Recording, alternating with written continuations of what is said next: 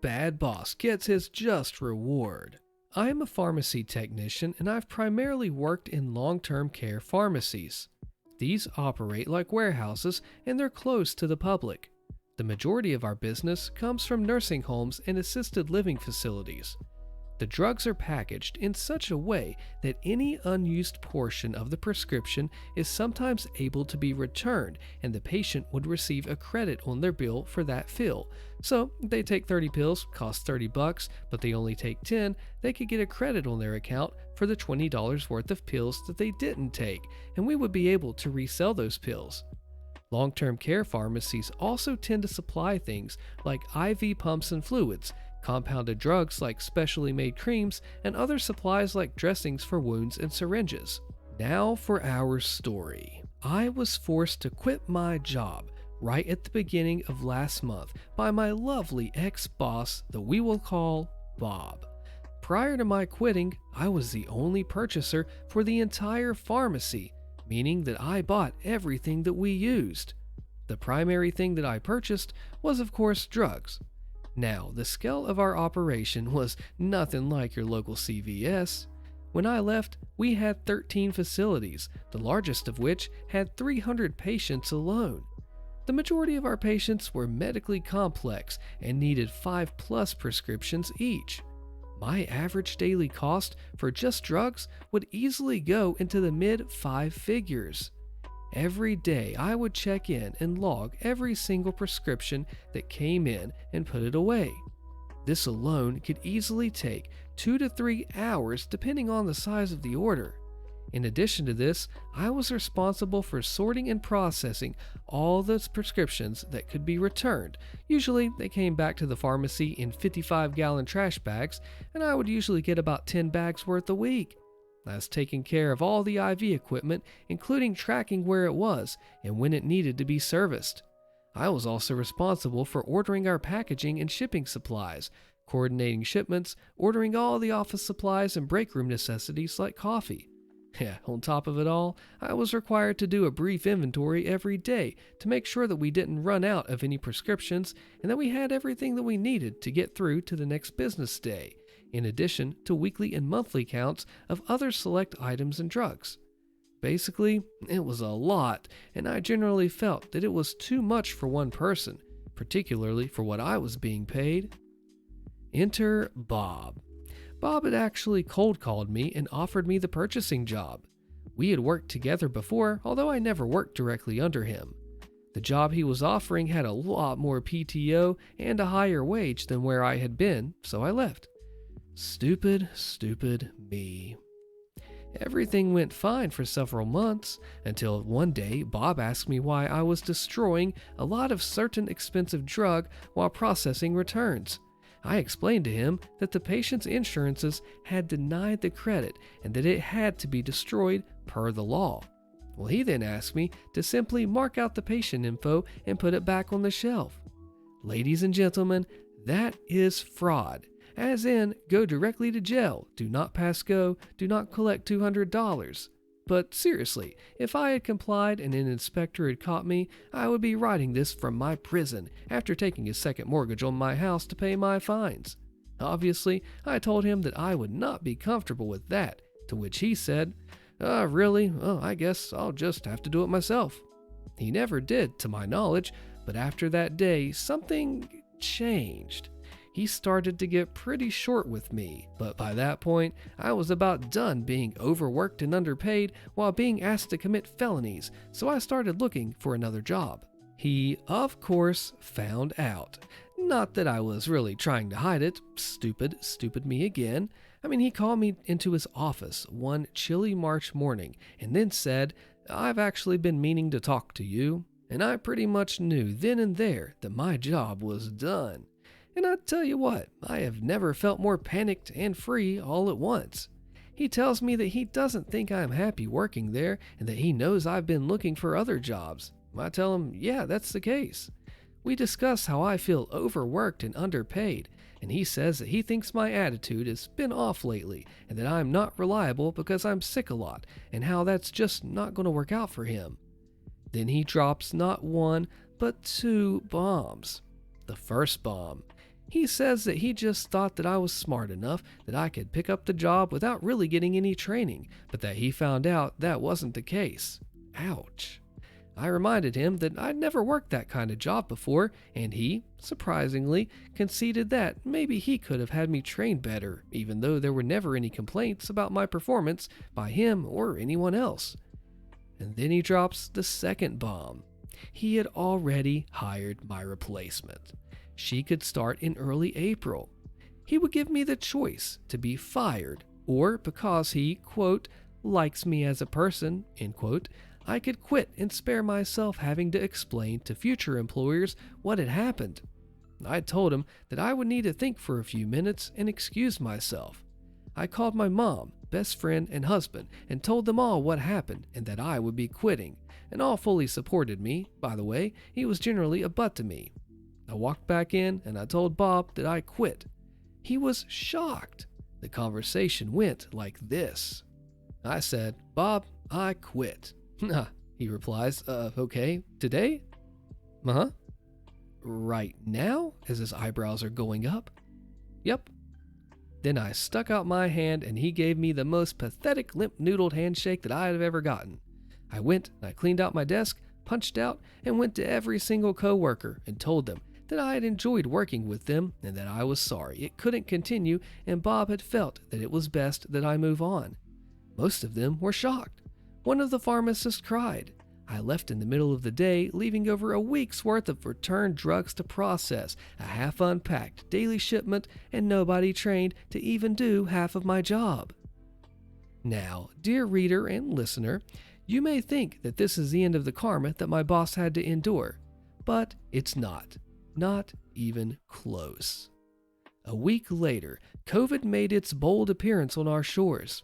As a result, the replacement purchaser decided to back out. Bob had to scramble and ask one of the remote technicians to come in and be the purchaser because she was the only one that he could convince to do it. Except, here's the thing.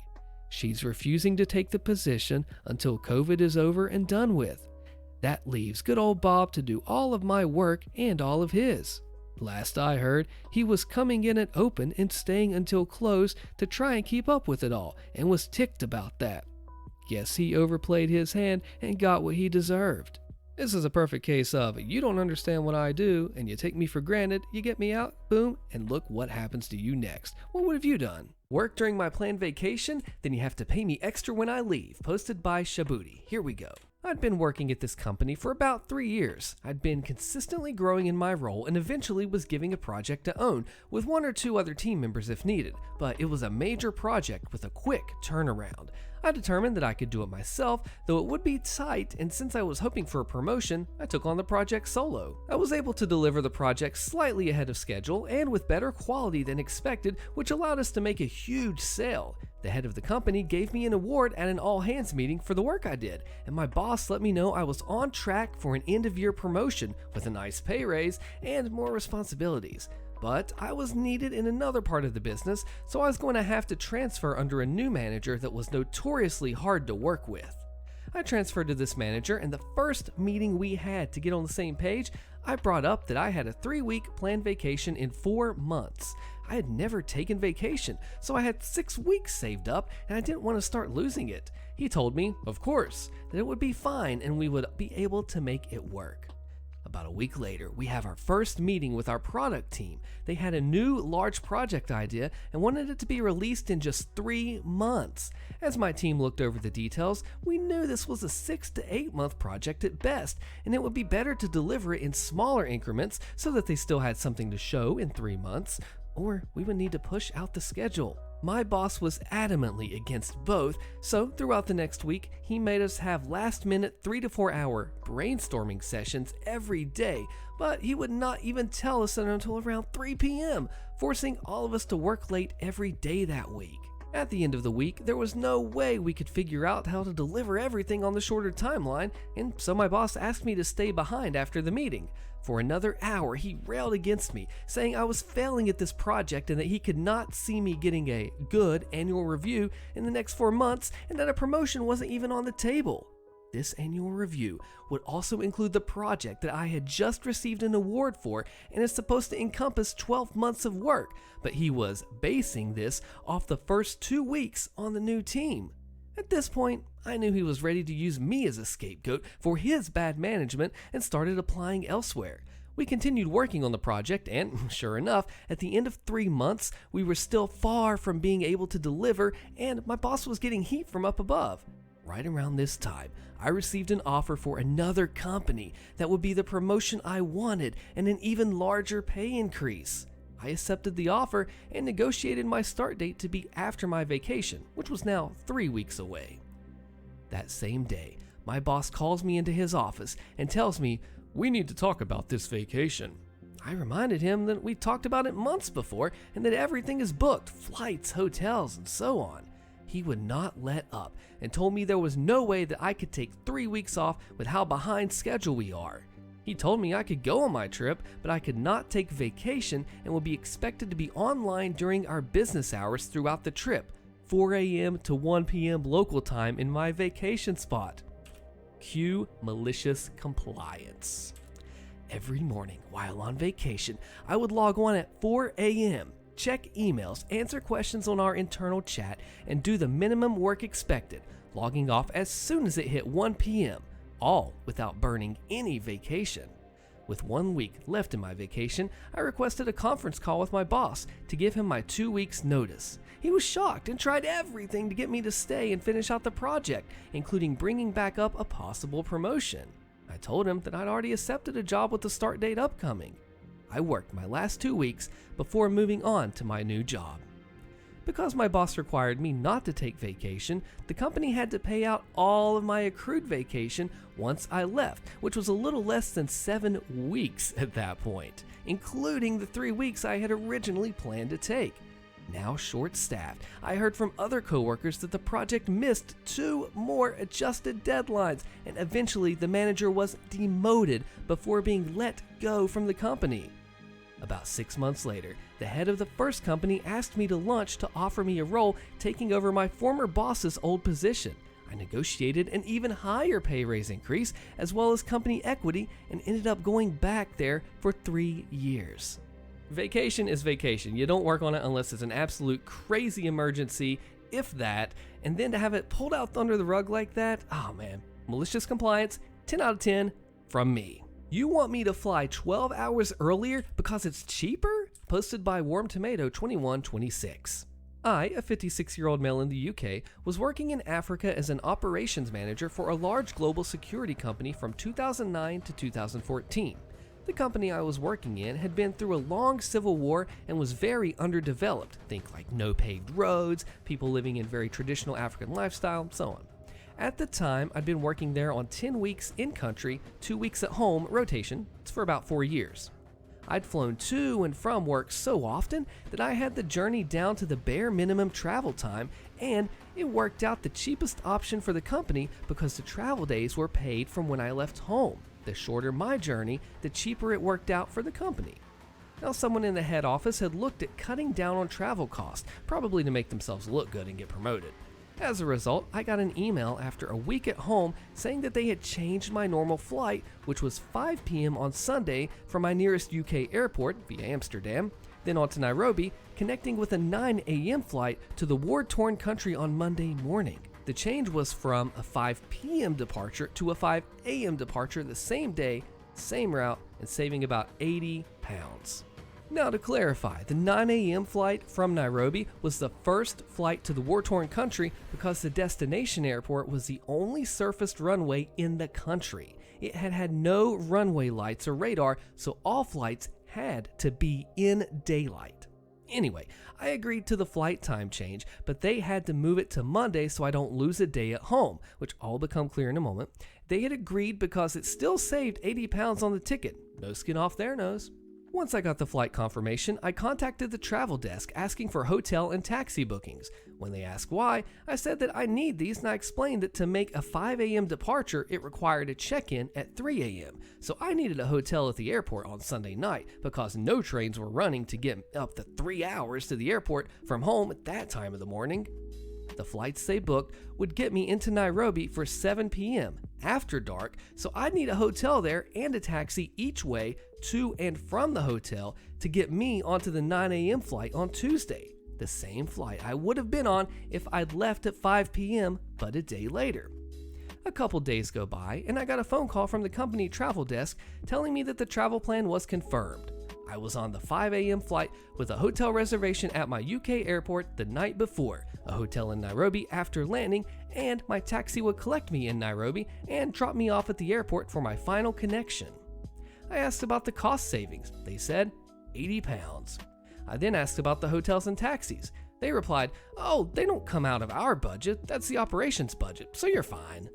I was happy. I was arriving back at work a day later, still paid the same amount with a night out in Nairobi to sweeten the deal. My boss, on the other hand, went nuts. Nobody had told him of the changes. My deputy flew out on the plane I flew in on, meaning I didn't get a handover of the work that was going on. On top of that, the cost of the hotels, the taxi, and the extra day's pay had all come out of my boss's operational budget. I think the total amount added was almost £1,000. But hey, they saved £80 on that flight cost. When companies split their budgets up like this and they want to save money and they don't think about the whole big picture, this happens. Way to go, OP. Stop fixing the photo printers during Christmas rush? Sure, why not? Posted by the Audiophile. To preface, I used to work in the photo lab of a very prevalent retail pharmacy. You know the one. I was good, fast, efficient, and had always provided the most excellent customer service. Customers loved me. I adapted official procedures to make them better and improve the final project, and I fixed the photo printers. If you've worked in a 1-hour photo lab, you know that no one fixes those things. They jam, constantly overheat, never get replaced or updated. They'd break at least weekly, if not more. Same thing with the kiosk and receipt printers and POS system. It's a nightmare. I haven't worked there since 2017 and they finally updated the pin pads 6 years later. Because the printers would break so often and I had experience fixing printers from when I worked at a school, I'd just whip out a screwdriver, open them up, and fix them myself. It was faster and easier than putting in a ticket, and it meant that I could keep churning out orders during peak instead of being 1 to 2 printers down at all times. Now, shortly before the holidays, we got a new AM. He'd previously managed another store, but had to step into a less stressful position due to a heart issue. The guy was a prick, and he created stress for himself. He treated team members like garbage, and most people were too afraid to stand up to him. I had a good working relationship with our GM, so I was not afraid of this guy, and he would often single me out because of it. At one point during Christmas rush, he caught me with my metaphorical pants down, screwdriver out, and disassembling a printer that had suddenly stopped working. He chewed me out, told me to stop fixing the printer immediately and just put in a ticket. If he caught me fixing a printer again, he'd have to take disciplinary action. Cue malicious compliance. I stopped fixing the printers and just put in tickets. In about a day, we were down to one functioning 4x6 printer that was overworked to heck and back. That printer almost caught fire while I was off shift because no one was able to unjam it. He never told me to stop fixing the printers again and left me alone the entire rest of the time that I worked there.